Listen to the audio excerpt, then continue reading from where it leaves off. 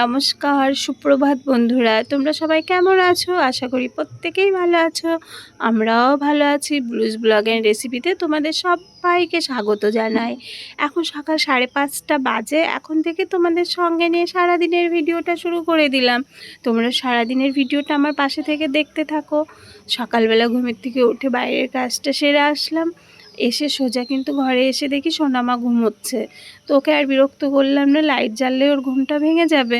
তো আমার ঘরে না ঢুকে সোজা সোনামার এই ঘরে পড়ার ঘরটায় চলে আসলাম। এসে দেখো জানালা দরজাগুলো খুলে দিলাম, দিয়ে এই যে কিটি এসে সোজা বিছানা দিয়ে লাফিয়ে ওই যে জানালায় চলে গেল। মানে সারা রাত তো জানালা খুলতে পারিনি, আর মানে খোলা হয়নি আর কি, আর ও এই ঘরটায় ঢুকতে পারিনি। এখন যেই আমি এই ঘরে এসেছি আমার পিছন পিছন আর কি দৌড়ে চলে আসলো, মানে এত পাজি, এসে বিছানায় উঠে গেল। তো আমি দেখো জানালা খুলে দিলাম, আর সকালবেলার দিকে এই ঘরটা বেশ ঠান্ডা ঠান্ডা। তো ঘরে এই যে সোনামায়ের ব্রাশ পেনগুলো ভাবলাম একটু গুছিয়ে দিই। কী বলো তো, একদম এটা ভরে গেছে উল্টো পাল্টা, যেগুলো লাগে না সেগুলোতেও কিছু একটা রাখতে গেলে আমি রাখতেও পারি না। তো এখন মনে করলাম একটু যেটা বাতিল সেটা আর কি ফেলে দিই। তো অনেকগুলোই বাতিল বের হলো, সেগুলো ফেলে দিলাম। আর এই কাজগুলো কী বলো তো, একটু টাইম নিয়ে বুঝে মানে করতে হয়। ওরা তো অত ফেলে টালে না বাচ্চারা, ওরা ওদের কাজ করে রেখে দেয়, আর মায়েদের এগুলো একটু খেয়াল করে সময় নিয়ে গুছিয়ে দিলেই আর কি ভালো হয়। তো সেটাই করলাম, সোনার সব মানে বাজে জিনিসগুলো ফেলে দিলাম, দিয়ে এই যে সকাল সকাল যতটা পারা যায় ডাস্টিংয়ের কাজটাও এই ঘরে করে নিলাম। কি বলো তো, এখন যা গরম পড়ছে, যত সকাল সকালে আর কি কাজগুলো গুছিয়ে নেওয়া যায়। যদি তুমি দেরি করো আর কি, আর রোদ যা উঠেছে, এরপরে গরম পড়ে গেলে দুপুরবেলার দিকে তো আর এই সমস্ত কাজ তো করাই যাবে না। আর এই খাটের নিচে টিচিগুলো তো ঝাড় দিতে গেলে মানে সেই যান যায় যায় অবস্থা, ঘাম হয়ে একেবারে। তো এখন সকালে ঠান্ডায় ঠান্ডায় সমস্ত কাজগুলো আর কি করে নিচ্ছি। এই কাজগুলো করে নিলে কি বলো তো, এদিককারগুলো চাপটা থাকবে না, যে এই মোছামুছি করতে হবে, ঝাড় দিতে হবে। তো সমস্ত কাজগুলো একটু গুছিয়ে করে নিলাম। তার মধ্যে এই শোকেসটা খুব ভালো করে আজকে একটু মুছে দিলাম, বেশ কয়েকদিন মোছা হয় না। আর এই যে বারান্দাটাও একটু ঝাড় দিয়ে একবারে বাইরের বারান্দায় চলে যাব। কী বলো তো, সকালবেলার দিকে এই যে এই সমস্ত টুকিটাকি আশিবাসি কাজগুলো সেরে যদি একবার বেরোনো যায়, আর আজকে যেহেতু খুব সকালবেলা ঘুমের থেকে উঠেছি, তো সমস্ত কাজ কিন্তু কমপ্লিট হয়ে যাচ্ছে। তার মধ্যে যে আমার ঘরটাই ঢোকা হয়নি, সোনা উঠবে, ওইটা যে কখন করবো এখন সেই চিন্তা। ও ঘুমোচ্ছে, করব, আজকে পড়া নেই বোধ হয়, যার জন্য ও এখনও ওঠেনি। আর আমি এই যে এদিকে সমস্ত কাজ সেরে বারান্দাটা ধুয়ে দিচ্ছি। দিলে কি হয় বলো তো, ঘরগুলোও একটু ঠান্ডা থাকে, আর একবারে ধুয়ে দিলে ধুলোবালিটাও একবারে ধোয়া হয়ে যায়। আর এখন গা কাপড় ধুয়ে তখন আর মনে হবে না যে এই বারান্দা টারান্দাগুলো আবার ধুতে হবে। তো সমস্ত কাজ গা কাপড় ধোয়ার আগে এগুলো সব সেরে কমপ্লিট করে নিলাম। দিয়ে দেখো সব আর কি হয়ে গেল এদিককার কাজগুলো। এবার সোজা চলে যাব আর কি, অনেকগুলো জামা কাপড় পরেছে সেইগুলোকে আর কি একটু কেচে ধুয়ে পরিষ্কার করে নেব। এগুলো সব গতকাল বিকালে আর কি বের করা ছিল, এখন সেগুলোকে সব টুকটাক করে কেচে ধুয়ে একবারে মেলে দেবো, দিয়ে নিজেও একটু গাটা ধুয়ে এই যে চলে এসছে। আর এত মানে গরমে এক সেকেন্ডও তো এখনও বসিনি, প্রচণ্ড আর কি ঘাম হচ্ছে, কষ্ট হচ্ছে। যাই হোক সমস্ত কাঁচা ধোয়াগুলো হয়ে গেল, হয়ে এই যে এগুলো সব মেলে দিলাম জামা কাপড়গুলো। এইবার একটু সোনামাকে ডেকে দেবো। কি বলো তো, এখন এত কাজের পর একটু চা না খেলে আর হবে না। এখন একটু এই যে চা বসিয়ে দিলাম। আর বাড়িতে তো কেউ নেই, ওর সোনার বাবা তো বেরিয়ে গেছে, আর ওর মা মানে বড়দিদিও নেই, মা আর কি বাড়িতে নেই। তো মা মেয়ে ওকে অনেক বলে টলে বলছি চল দুইজনে একটু চা খায়। সোনা মা খুব একটা বেশি চা খেতেই চায় না।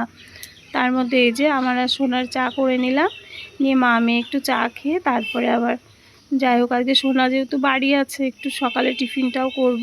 আরও বেশিরভাগ দিন কি করি বলো তো, সোনা যেই পড়ে আসে একটু ম্যাগি করে দিই ব্যাস। আর আমি আর মা বেশি জল মুড়ি চিড়ে মুড়ি এগুলো খেয়ে নিই।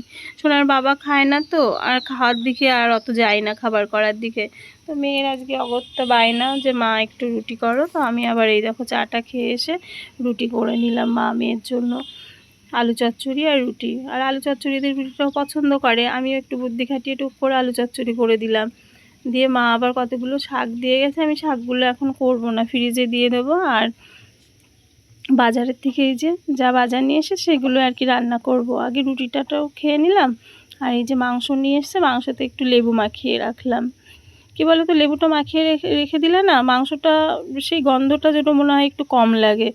যাই হোক, চিংড়ি মাছগুলো কেটে ধুয়ে নিয়েছি, নিয়ে যে একটা পেস্ট করে নিলাম, সাদা সর্ষে, কালো সর্ষে আর 4 পিস নারকোলের টুকরো দিয়ে 8-10টা কাঁচা লঙ্কা, লবণ দিয়ে একটা পেস্ট করে এই যে একটু টক দই দিয়ে ফেটিয়ে নিলাম। নিয়ে এই যে নুন, হলুদ, কাঁচা তেল আর এই মশলাটা দিয়ে চিংড়ি মাছটা কিন্তু খুব ভালো করে মেখে নিয়ে কুমড়ো পাতায় চিংড়ি ভাপা করব।